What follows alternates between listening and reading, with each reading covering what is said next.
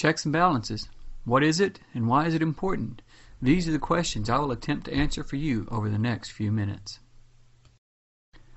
One major question confronting our founding fathers was how to create a national government with enough power to run the country effectively, while at the same time protecting the people from the abuse of its power.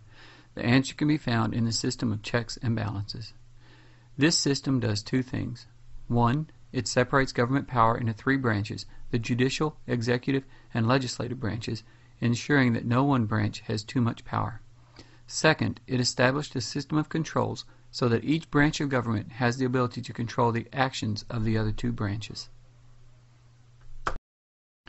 There are several ways the legislative branch has to control the actions of the executive branch. They have the ability to override a presidential veto with a two-thirds vote in both houses of Congress. They also must approve any treaties with other countries that are negotiated by the president, as well as approving presidential appointments to government positions such as federal judges, ambassadors, or cabinet members.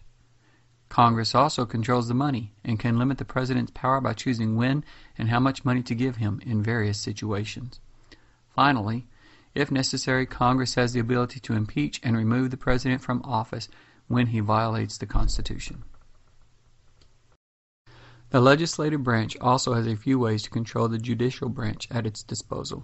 For example, even though the president has the ability to nominate people to become federal judges, no one can actually become a federal judge without the approval of the Senate.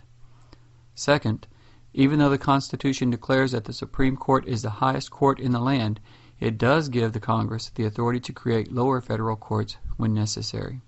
And finally, as with the president, Congress also has the authority to impeach any judge when it is deemed necessary. While the executive branch does not have the ability to directly influence the judicial branch, it can indirectly influence it by choosing who can and can't become a federal judge with the consent of the Senate. The Constitution also grants the executive branch two main methods of controlling the legislative branch. First, the President has the authority to veto any legislation passed by Congress with which he disagrees. Second, he can also force Congress to meet when necessary in what is known as a special session. Since the Constitution states that the term of office for a federal judge is life or good behavior, they are free from executive influence and interference.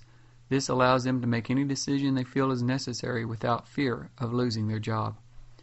The judicial branch also has the ability to exercise its right of judicial review to declare executive orders, which are directives or orders issued by the President, unconstitutional and thus no longer valid.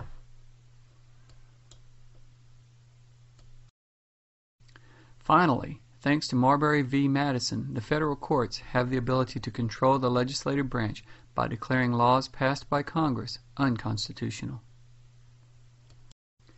Remember, the concept of checks and balances was established in an effort to control the power of government and keep any one branch of government from becoming too powerful.